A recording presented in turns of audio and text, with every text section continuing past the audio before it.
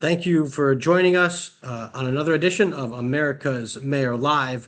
Tonight, we'll play some remarks that President Trump made today during a Mother's Day event with angel moms at the White House. After that, we'll play a couple of very interesting videos produced by Hillsdale College and presented by the White House as part of our ongoing series and celebration of America on our 250th anniversary of the Declaration of Independence.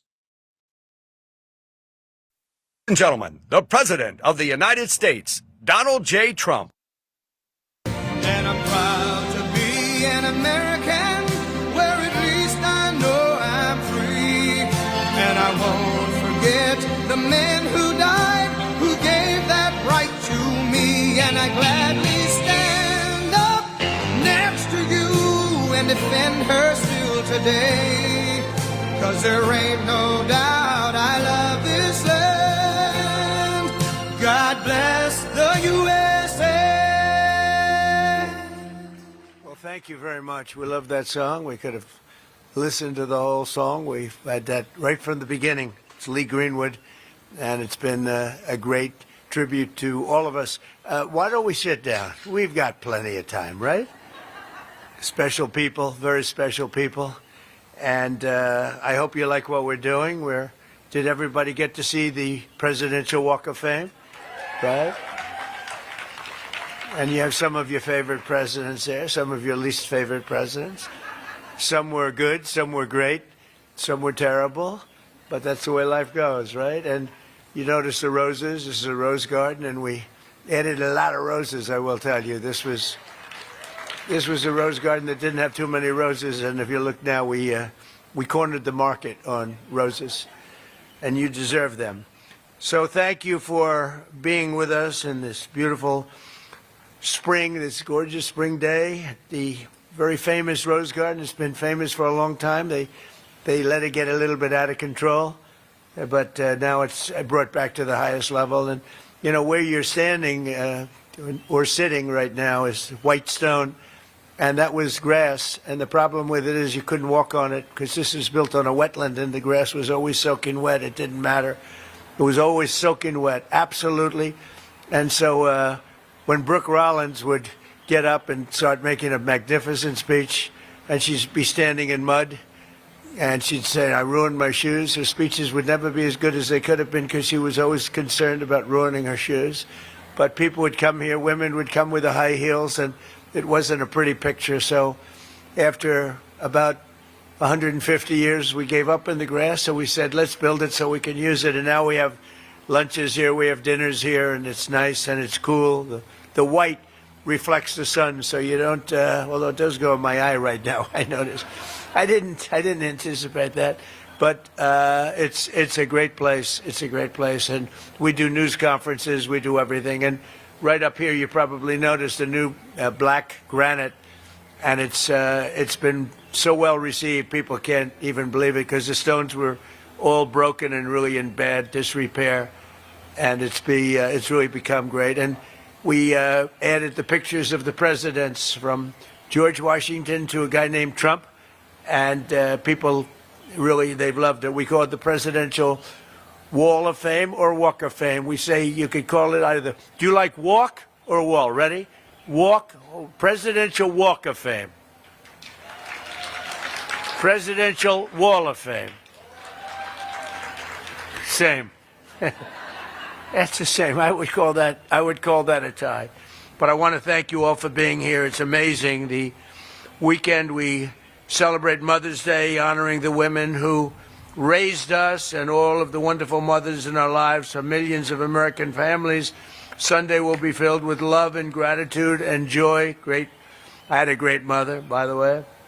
And today we're honored to be joined by many strong and truly heroic moms who have stood up for their children, both in life and in a very profound loss, very, very terrible in many, just terrible loss, many cases. And we have a lot of the greatest people on earth, angel moms. They're with us today. They're great people. They've been through so much, and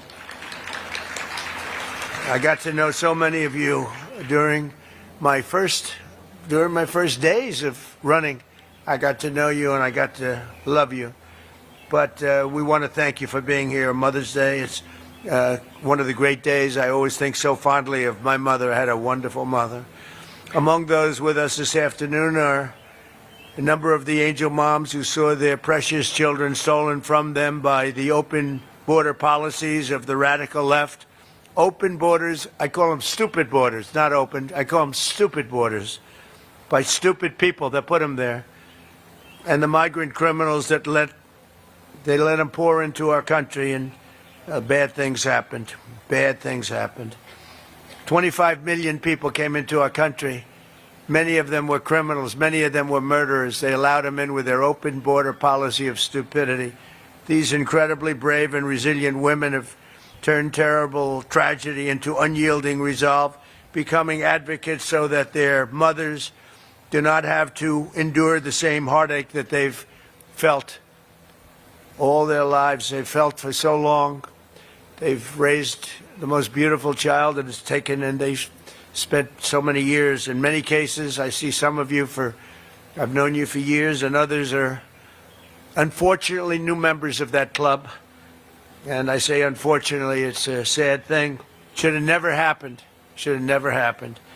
In their honor, we've rapidly turned the worst and most dangerous border in the history of our country into the strongest border in American history. We have no people come in during the last 11 months. We have zero.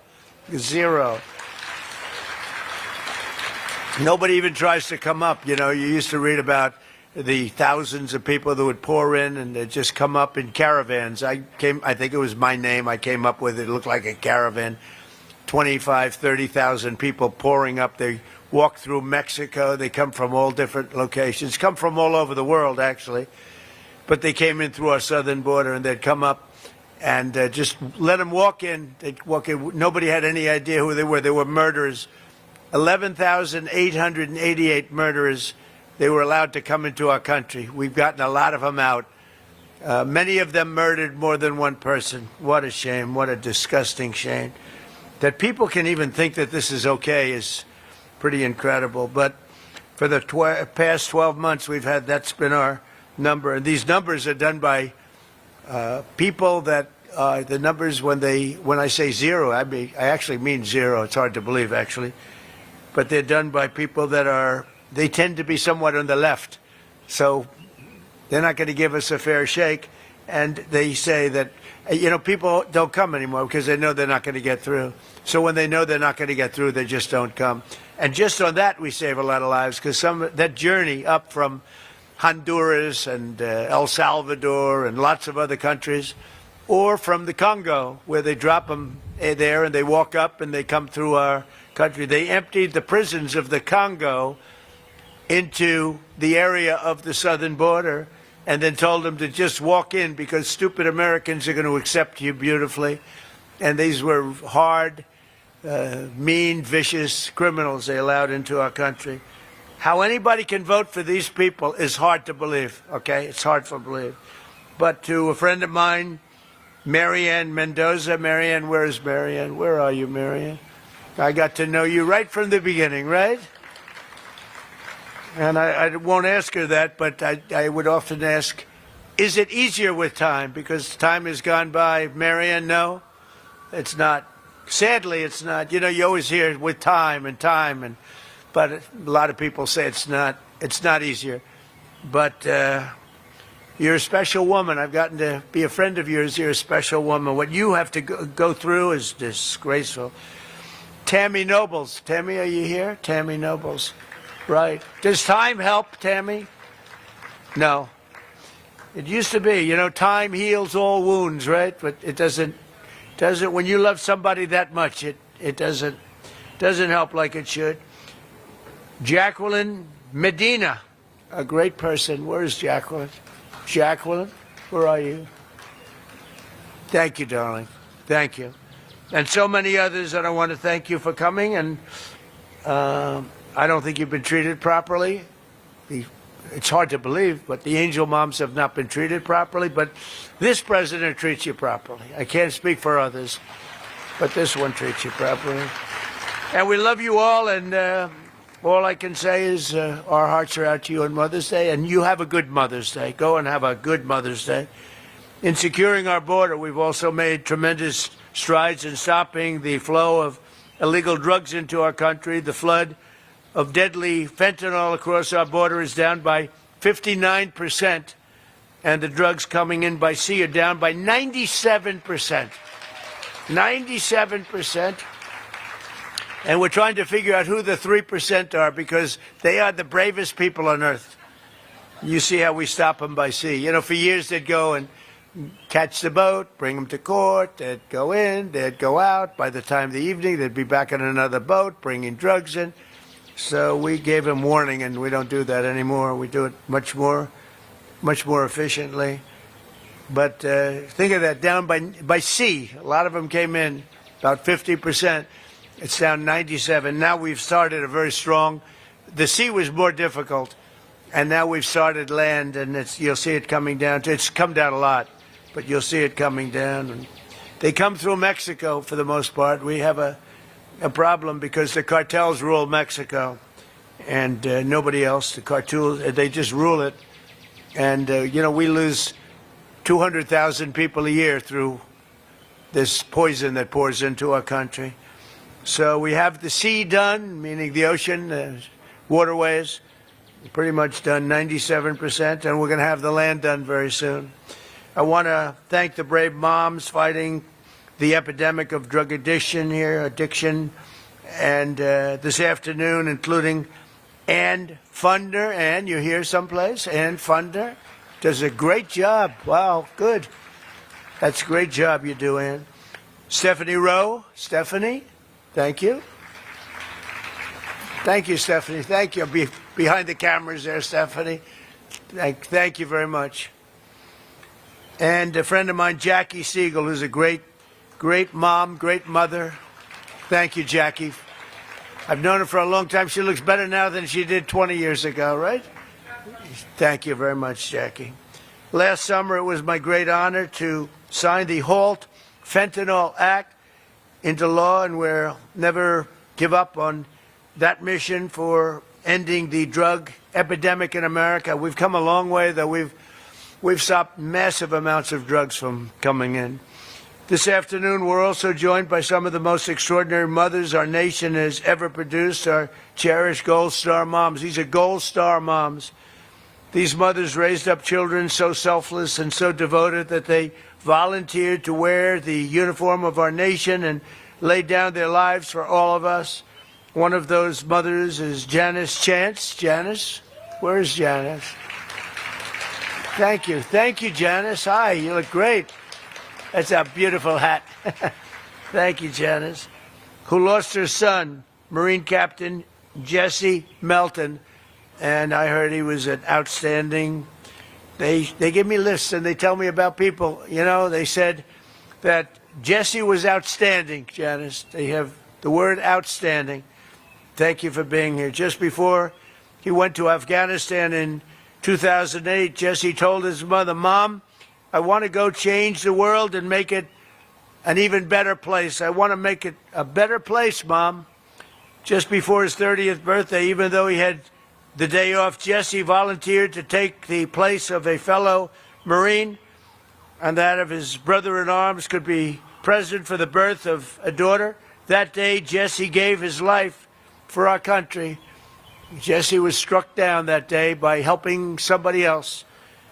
And Janice, I want to say America is a strong and free nation today because of people like your great son, and we want to thank you for being here. Thank you very much, son.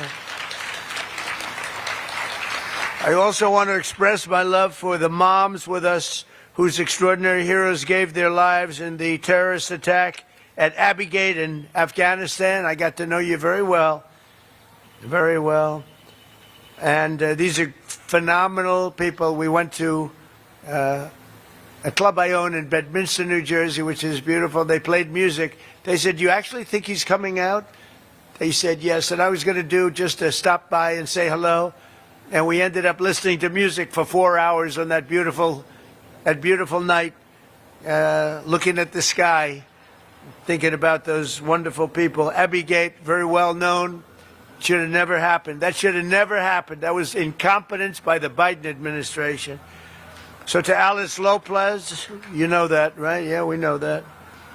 To Alicia Lopez and Paula Knaus, Self, Coral, Persino, and to all of the Abbygate moms, we're thinking of you in this Mother's Day. And again, we had you to the White House.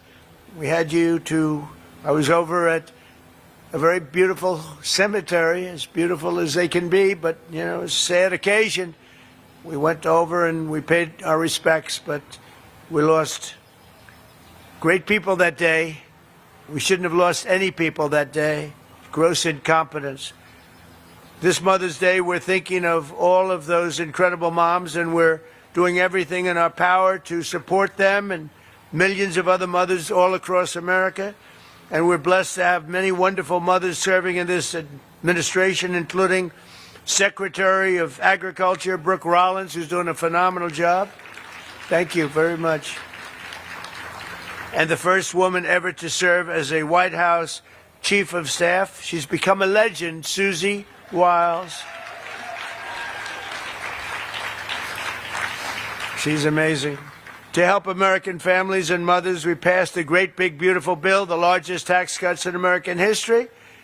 We expanded the child tax credit to $2,200 from a much lower number per child, and delivered the largest expansion of school choice in American history. We have school choice all over now. We had virtually none. Everybody loves school choice. With accounts, we have a very special thing, the Trump accounts, where we're helping families to set aside tax advantage savings for their children's future, and we are giving every American newborn child $1,000 automatically to invest and to grow over the course of their lives.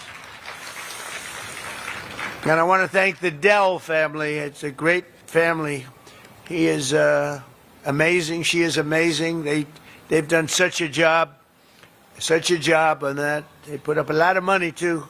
Put up $6.25 billion. That's somebody. And he started making computers on his bed in college and selling them because they were better than other computers. And I said, how did you do that? He said, well, I did it and I just never stopped. It just kept going. So go out and buy a Dell. They're great. We're also working to make it easier than ever before to start a family by lowering the price of IVF, cutting regulatory battles and barriers, and fighting to bring down the cost of living so that more Americans can pursue the dream of, and it's a dream of living just a good life, maybe a great life. We cut drug prices now with the favored nations, most favored nations. We cut them by 70, 80, 90%. You could say 500%, 600, depending on the way you phrase the statement. But we now play, when I was here, this was a big ambition. Right at the beginning, I was able to cut them a little bit, but I didn't cut them. I cut them more than anybody else, which was a little bit. Because for 28 years, drug prices and prescription drugs only went in one direction. And when I came back, we now did something that everybody said was impossible. Favored nations. We had the highest drug prices in the world by far. Now we have the lowest drug prices in the world. Can you imagine? So we cut them by 50, 60, 70%, and go out and you'll see exactly. It's one of the I think it's one of the biggest things that we've done. Drugs that were costing in London $10 for a pill would cost $130 for a pill in the United States. And now, if it's $10 or if it's $20, that's what we pay. We pay the lowest price anywhere in the world, so it's great. And the fake news doesn't want to write about it, but that's why I talk about it, because we have no choice. We have to. So I just want to, again, I want to thank everybody for being here. It's so important. We do things like we keep men out of women's sports, a very popular issue. We stopped transgender mutilization of your children for everyone. We don't have that. But I want to thank every single mother here this afternoon and all across our nation for your work every single day. America's moms are raising really raising the future of our country, the most important. You have the most, we don't call it a job because when you love it, it's not a job, but let's, for this purpose, you have the most important job there is in America or any place else, and you're doing an incredible job. I just want to wish you all a very happy Mother's Day. We're going to have a great Mother's Day, and for those mothers that lost their child, many of whom are with us today, the angel moms and others, Gold Star moms, we love you especially. We love you maybe even the most. Thank you very much. Thank you, everybody. Appreciate it.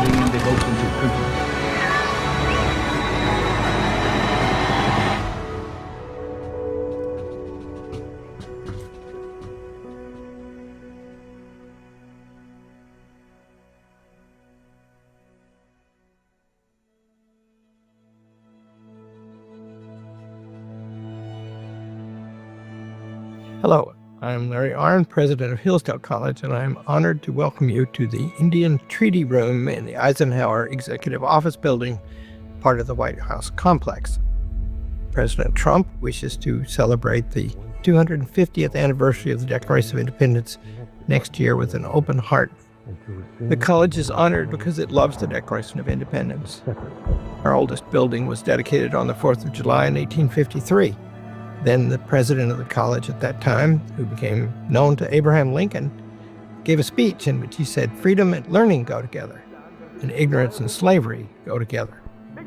One of the things we must do to commemorate anything, commemorate just means to remember together. First, we have to know the thing. And we can't remember it very well if we don't know it very well. And so part of the purpose of this series of lectures is to remember. President Trump does this in part, I think. I don't speak for him. But the word again is important to him. He has a famous slogan that I will not repeat here, but everybody knows what it is. And it ends with the word again. He wants to do something again. Something already been done. He wants to see it happen again. This places him somewhere near the politics of Abraham Lincoln, I think. George Washington did something for the first time, extremely honorable, including the defense of the Declaration of Independence on battlefields. Abraham Lincoln comes along later, and he wants to restore all of that. He took the view that that was a very hard thing to do, but it wasn't a new thing to do. It was something that we should remember and commemorate.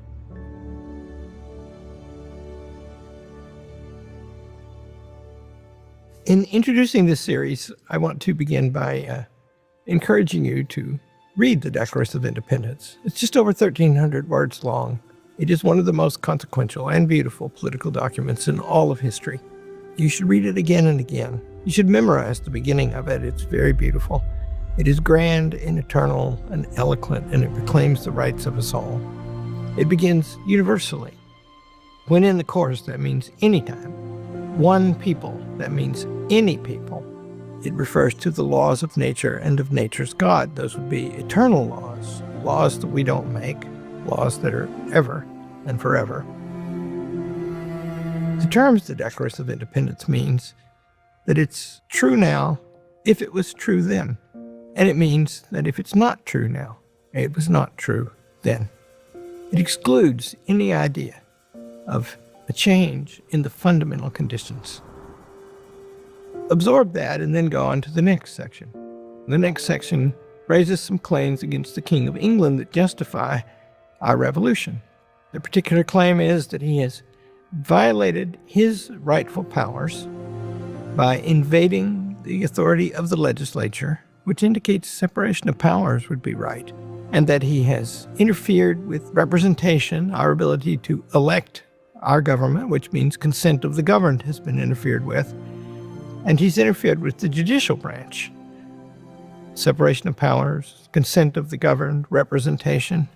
Those things are the very structure of the Constitution of the United States, later made to defend the principles and institutionalize the principles of the Declaration of Independence, according at least to those who wrote it and to later the very great Abraham Lincoln. If you learn those things, it's a sort of guide to the understanding of American politics.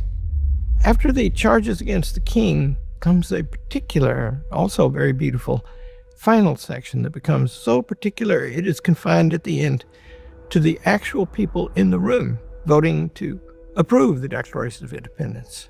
We mutually pledge to each other our lives, our fortunes, and our sacred honor.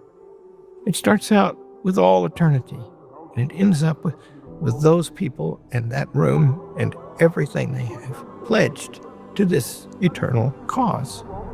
It becomes the American cause, the cause of our people, formed under principles of all people by a resolution they made unto death to defend it. That, I think, is the foundation stone of America right there. In the course of the American Revolution, in April of 1775, in 2 villages in Massachusetts, a bunch of people, first about 70, then maybe 3,500, were called out to fire the shot heard round the world. Several hundred British regulars were coming down the road to seize an arms depot and, you might say, assert the might of the British Empire. And they gathered to stop them. And they did. They were organized to do that. Somehow it wasn't just individuals rising up. They had already bound together to cooperate. It's a very stirring story. And we have the marvelous Bill McClay, a colleague of mine, a historian, tremendous teacher. He's one of our best. He's written many books. He fell in love in history a long time ago after a classical education. And I commend one of his books in particular to you. I think the best one-volume history of the United States ever written is called Land of Hope.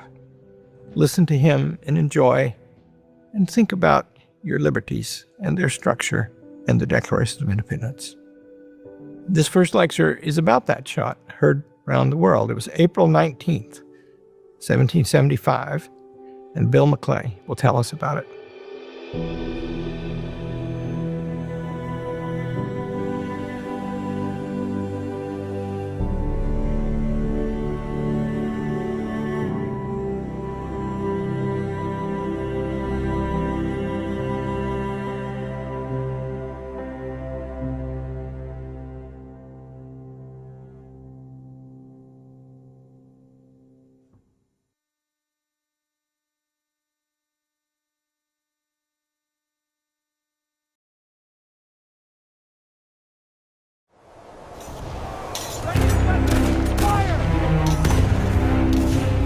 The first great test came here, weeks after we declared ourselves free.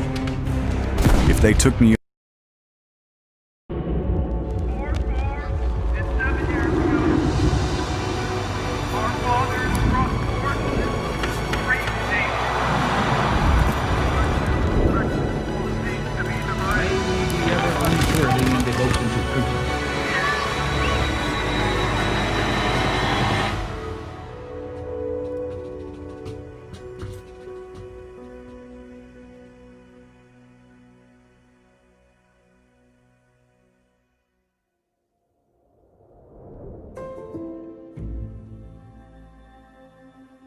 Hello, my name is Wilfred McClay, and I teach history at Hillsdale College. My assignment today is to relate the story of how the American Revolution began with the dramatic clashes between British regular troops and American militiamen in the New England towns of Lexington and Concord on April 19th, 1775, 250 years ago today. The fuse of war was lit at last when orders from Britain reached the royal governor of Massachusetts, General Thomas Gage, instructing him to move aggressively to stop the growing rebellion. After careful deliberation, Gage decided he would march 700 red-coated British troops to Concord, a town about 20 miles west of Boston. where they would seize a militia supply depot that had been established by the Patriot forces. The fact that such a depot had already been created is an indication of the extent to which the Patriot side of this conflict had organized and was preparing for conflict. They were not an unorganized rabble. Far from it. They knew that Gage was contemplating some sort of move, although they didn't know where or when exactly it would come until the operation was underway. And they knew it was important to wait and make sure that the British fired the first shots so that the Patriots would be able to claim the high moral ground. Samuel Adams put it this way back in March of 1775. Put your enemy in the wrong and keep him so. This is a wise maxim in politics as well as in war, as indeed it was.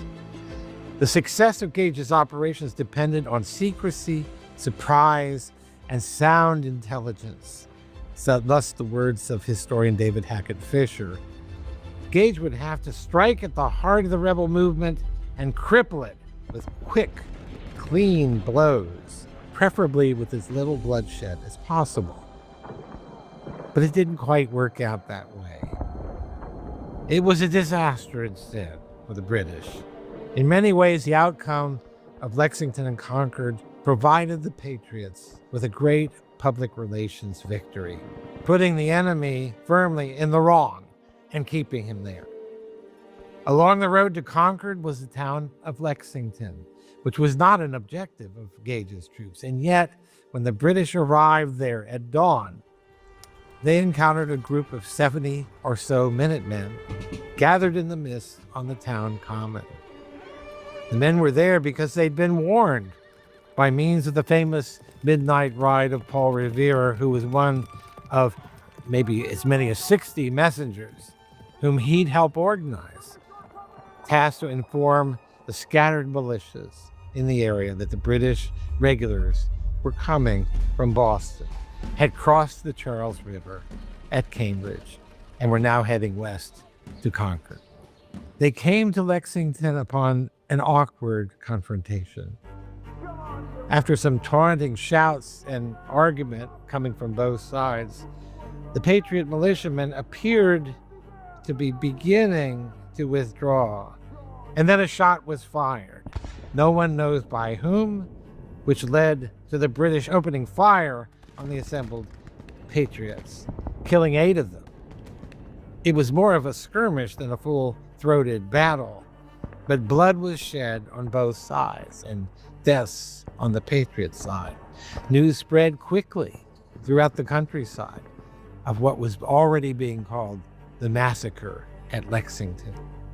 Then the British went on to Concord, where they encountered half-empty storehouses, as the Patriots' excellent advance intelligence had indicated a move against Concord was coming, and they cleared out most of their arms and armaments and ammunition and burned the rest.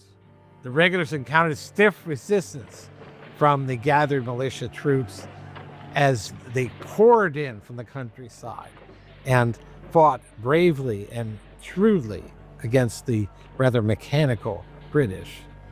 The British lost 14 men in a fight at the Concord North Bridge, which the terrified regulars turned tail and ran for their lives, breaking discipline, disobeying their officers, and abandoning the wounded, a disgraceful display. The British began to retreat to Boston and would face deadly fire all along the route.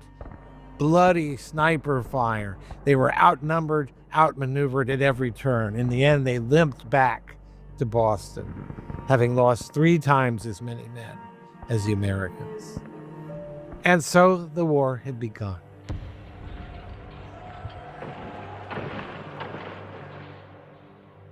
And now a few words about historical memory, because that, after all, is why we're here, to remember and to gain the value of remembering our own past. Why is it so important to do that? Much of what we remember Lexington and Concord for today flows from a single poem written in 1860 by Henry Wadsworth Longfellow. The poem is called Paul Revere's Ride.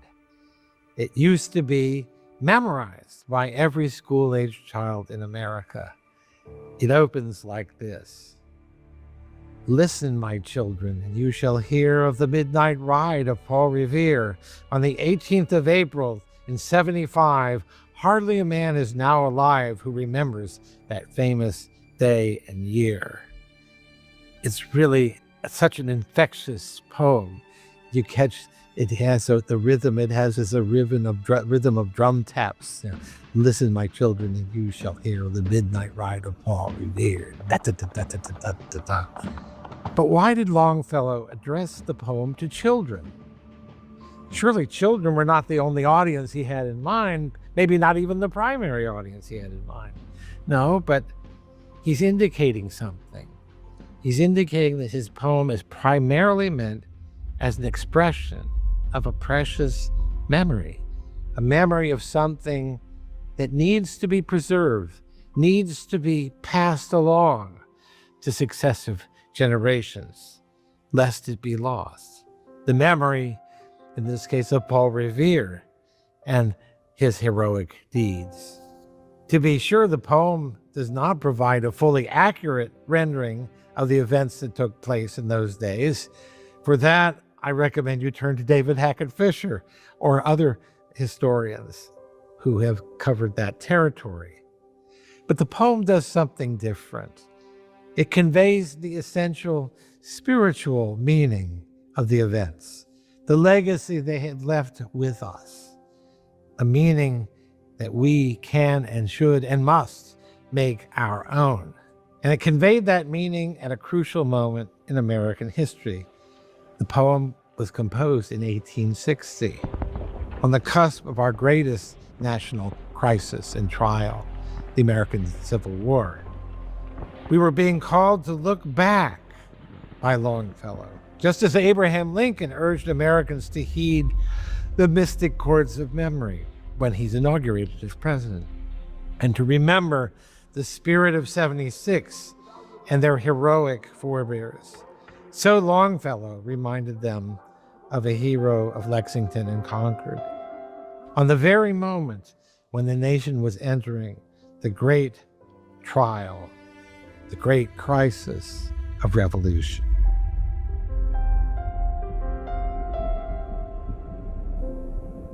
The poem concludes, too, with a haunting prediction that speaks to our moment as well.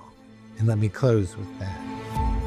For born on the night wind of the past, through all our history to the last, in the hour of darkness and peril and need, the people will waken and listen to hear the hurrying hoofbeats of that steed and the midnight message of Paul Revere. If Longfellow's right, the deeds of Lexington and Concord exemplified enduring qualities of the character of the American people that will continue to manifest themselves if we have the willingness to call on those memories, the capacity to respond to darkness with light, to peril with energy and determination, buoyed by the knowledge that others have done these things before us, and in a sense, for us. What was done before can be done again. Thank you.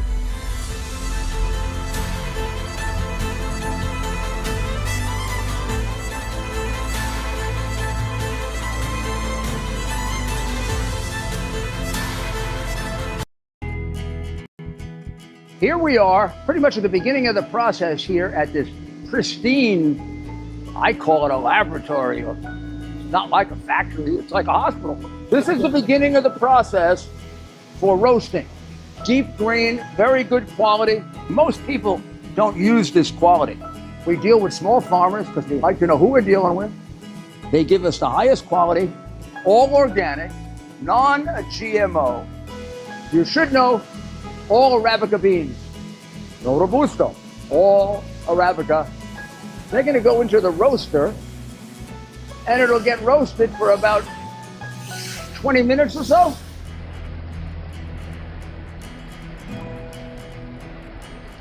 Oh my goodness, look at these. My goodness.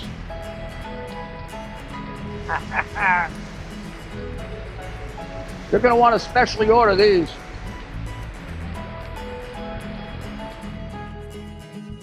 This is what goes into Rudy's coffee.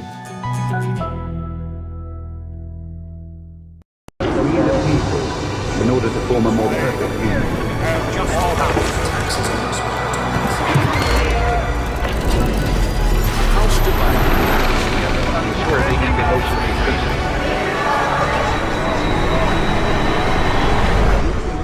To each other, our lives, our fortune, and our sacred honor.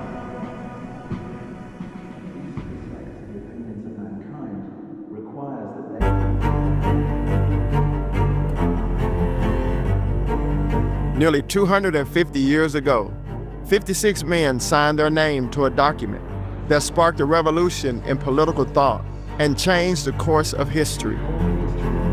They declared to the world that all men are created equal, that they are endowed by their Creator with certain unalienable rights, that among these are life, liberty, and the pursuit of happiness.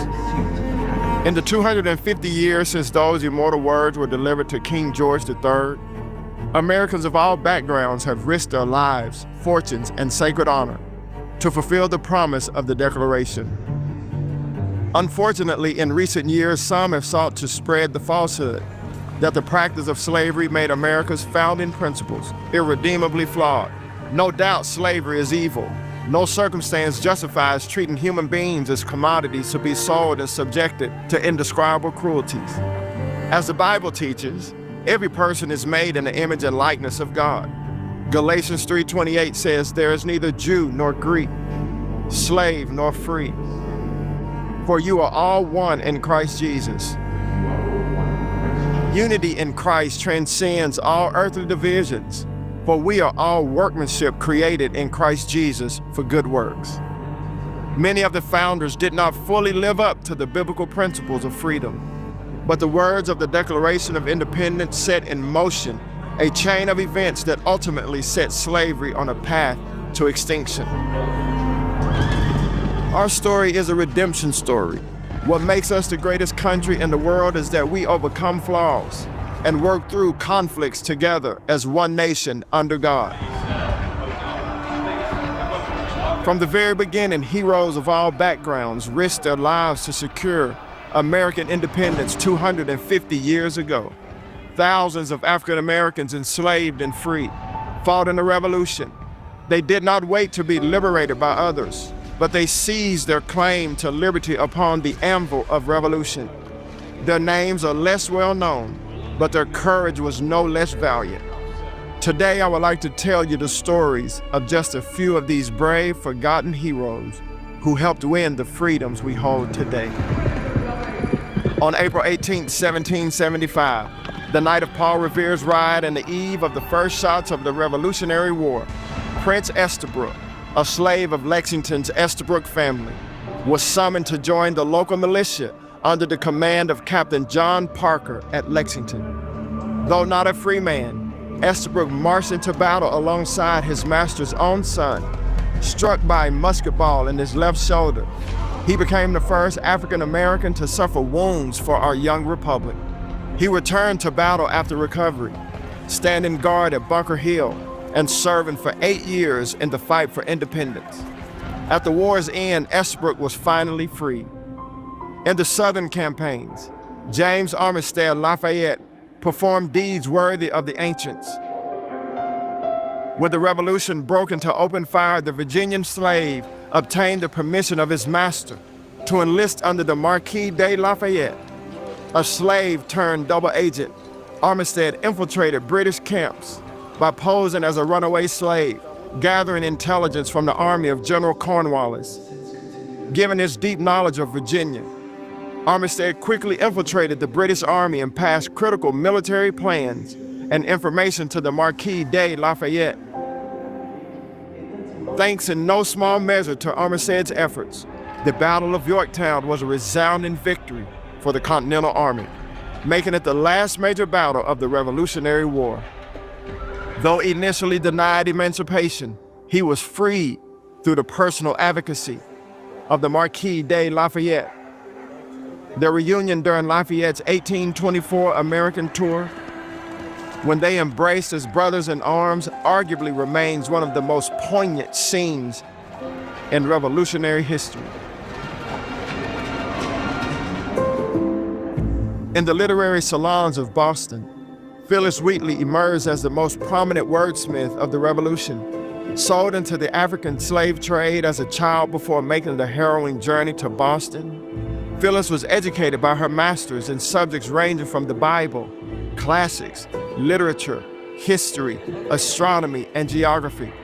By age 12, Phyllis began publishing her own verse.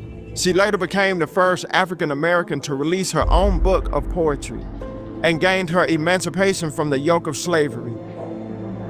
Wheatley's works included a recollection of her journey from Africa to America, a poem praising General Washington, and verse that wove classical learning with Christian hope, stirring the conscience of patriots as she reminded them of their ideals. Wielding the pen as her sword, Wheatley held freedom's cause. In every human breast, she wrote, God has implanted a principle which we call love of freedom. While Phyllis Wheatley advanced liberty through her poetry, other African-American heroes did so from behind the pulpit. One such American was Lemuel Haynes, a preacher, a Minuteman, and a firebrand for freedom. He became the first African-American ordained minister in our republic. Abandoned by his enslaved father and Scottish mother shortly after he was born in 1753, Haynes grew up as the indentured servant of Deacon David Rose, under whose roof he developed a passion for teaching the Bible. When his indentured service expired at the age of 21, he enlisted in the local Massachusetts militia. In May of 1775, Haynes and the Green Mountain Boys surprised the British soldiers and captured Fort Ticonderoga, securing a strategic pathway to the north, a wealth of artillery, and a glimmer of hope for the discouraged Continental Army. After his service, Haynes became a full-time preacher and spread the gospel for nearly 30 years. In his sermons, Haynes denounced slavery as a sin that defied the heart of God Almighty and professed that America would never be free until it ended the practice of slavery. Patriots like Prince Estabrook, James Armistead Lafayette, Phyllis Wheatley, and Lemuel Haynes are just a few of the thousands of African Americans who risked their lives for our independence. But one question we all can ponder is why? Why did these brave patriots make such valiant sacrifices to secure freedom and sovereignty when they had not been afforded their own? The answer lies at the very heart of who we are as Americans. The Declaration of Independence, the very charter of our nation, laid out America's foundational principles. The self-evident truths expressed in the Declaration are the words that unite us as citizens and define our inheritance as one people united under one great American flag. At first, America did not fully live up to the ideals expressed in the Declaration, but the spirit of 1776 declared to the world the eternal truths that ultimately toppled the evil of slavery and recognized the rights of all Americans, regardless of background or skin or color. Our nation's story is not a black story. It's not a white story. It is an American story. This is the promise of the Declaration of Independence. This is our story. And these brave men and women are forefathers who bestowed a righteous and honorable legacy upon us all. As we approach 250 glorious years of American independence, we remember the wisdom, courage, and the unwavering perseverance of every hero who breathed life into our republic. Our liberty was paid for by the sacrifice of generations so that we could live as free men and women in the greatest nation the world has ever known. Today, it is our duty to preserve this sacred inheritance and ensure that the eternal principles of the Declaration remain alive and flourishing for our children, grandchildren, and every future generation of American citizens.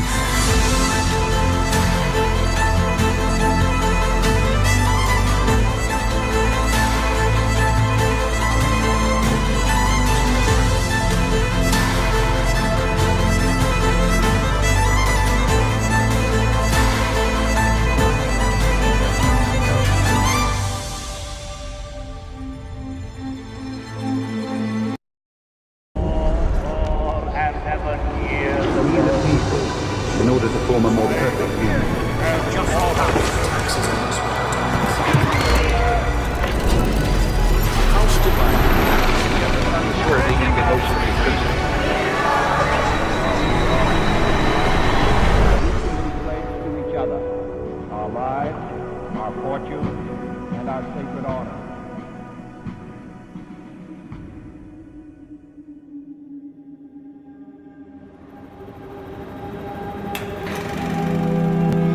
When I was a kid, people often spoke of the American dream. It was usually described in terms of the hope that honest middle-class families could own a home, care for their loved ones, and leave their children better off than themselves. Many of my friends' parents had lived through the Great Depression, and some fought in World War II. They knew privation, grief, and sacrifice. It shouldn't surprise us that their understanding of the American dream was largely rooted in a sense of material security. And yet, I would suggest that this desire for economic security was undergirded by something more profound: the aspiration for spiritual freedom, the freedom to live in accord with one's conscience and to follow the teaching of one's religious beliefs. This reverence for Americans' religious convictions formed the bedrock of our country from the beginning. Some might say this notion of spiritual freedom belongs to the private sphere. It is a matter of personal practice and not of public affairs. Some might even argue that to debase matters of religion to those of politics is to muddy the waters of public discourse with pious sentiments. One of the most prominent voices of the American Revolution, Thomas Jefferson, a deist and one of the founders most influenced by the Enlightenment thinkers, Jefferson nevertheless wrote just 5 years after drafting the Declaration, "Can the liberties of a nation be thought secure when we remove their only firm basis, a conviction in the minds of the people that these liberties are the gift of God?" And to that question, Jefferson and his fellow founders would have said no.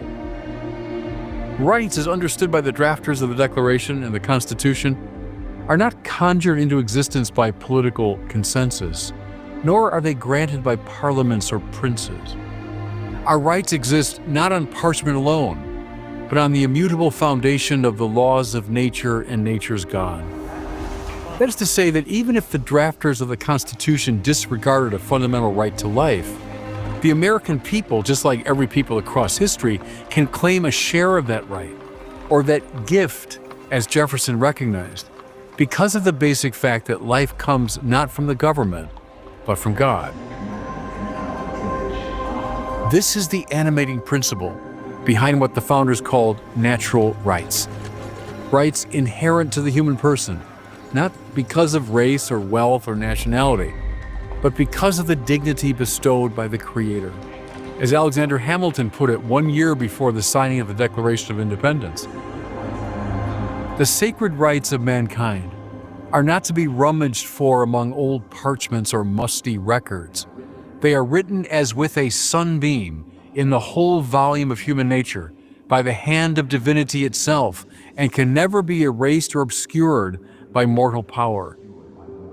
In our day, I fear that we are at risk of losing this metaphysical grounding of a person's rights. There seems to be no limit to the number or kinds of rights individuals can claim. Rights have become assertions of will, often severed from truth or justice. Sadly, deeply immoral acts are often defended under the banner of individual rights. But I would posit to you that this conception of rights is really a misconception. Rights do not exist just because we say they do. And here I call to mind one of my intellectual heroes, St. Thomas Aquinas. Aquinas rarely spoke of rights in the plural. Instead, he referred to the Latin word jus, which means the right, understood not as a claim, but as that which is due to another. In Thomistic terms, a right is what justice demands, as measured by the divine order. By this he meant something in accord with God's design for mankind and the universe.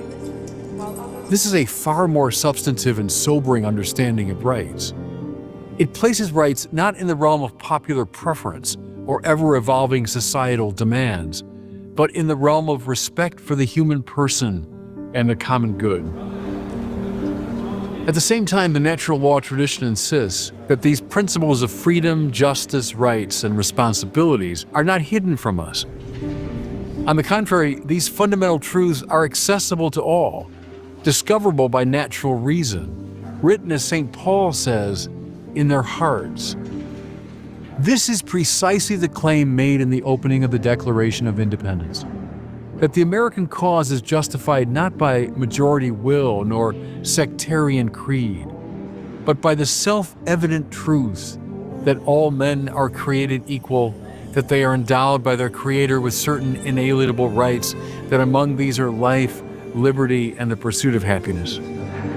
Importantly, the Declaration's appeal to the British is not a democratic one. The colonists did not declare political independence from their ancestral homeland simply because the majority agreed.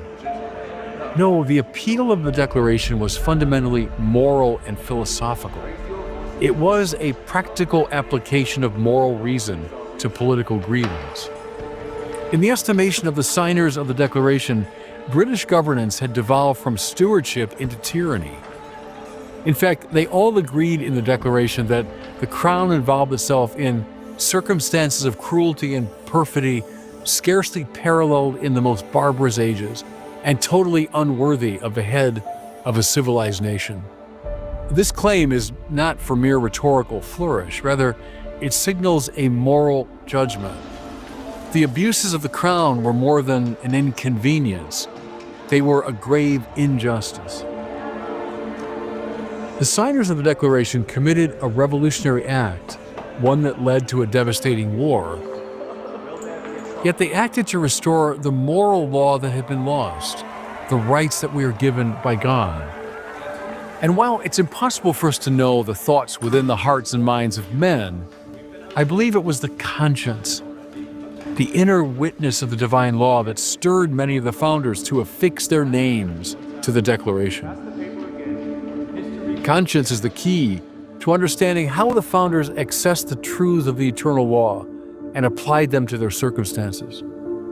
The Second Vatican Council in Gaudium et Spes describes conscience as the most secret core and sanctuary of a man. There he's alone with God, whose voice echoes in its depths. The founders' defense of the colonists was not only an act of courage, but one of justice. Prior to America's founding, many nations only recognized the rights of a privileged few.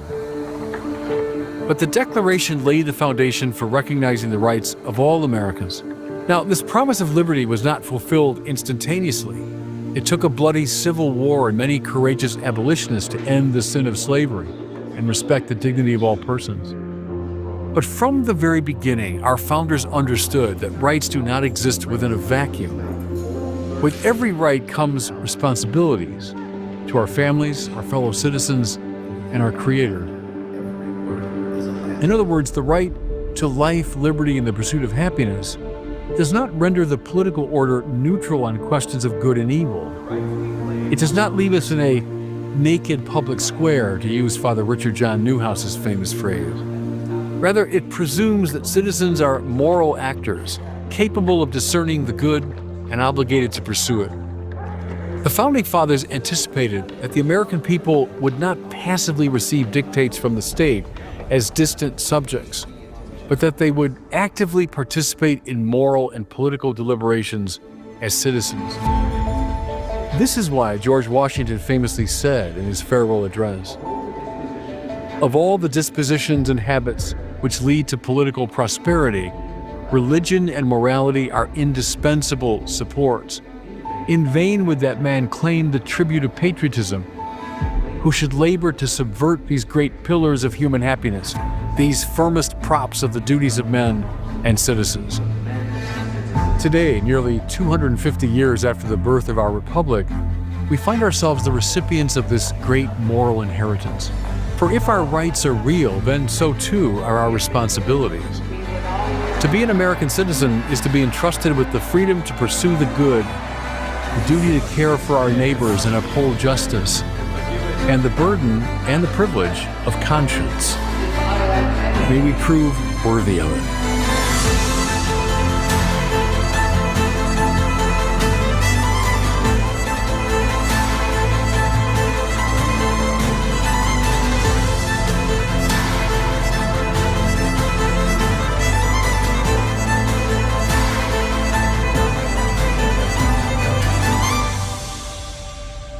It's our purpose to bring to bear the principle of common sense and rational discussion to the issues of our day. America was created at a time of great turmoil, tremendous disagreements, anger, hatred. There was a book written in 1776 that guided much of the discipline of thinking that brought to us the discovery of our freedoms, of our God-given freedoms. It was Thomas Paine's Common Sense, written in 1776, one of the first American bestsellers, in which Thomas Paine explained, by rational principles, the reason why these small colonies felt the necessity to separate from the Kingdom of Great Britain and the King of England. He explained their inherent desire for liberty, for freedom, freedom of religion, freedom of speech, the ability to select the people who govern them. And he explained it in ways that were understandable to all the people, not just the elite. Because the desire for freedom is universal. The desire for freedom adheres in the human mind, and it is part of the human soul. This is exactly the time we should consult our history. Look at what we've done in the past and see if we can't use it to help us now. We understand that our founders created the greatest country in the history of the world, the greatest democracy, the freest country, a country that has taken more people out of poverty than any country ever.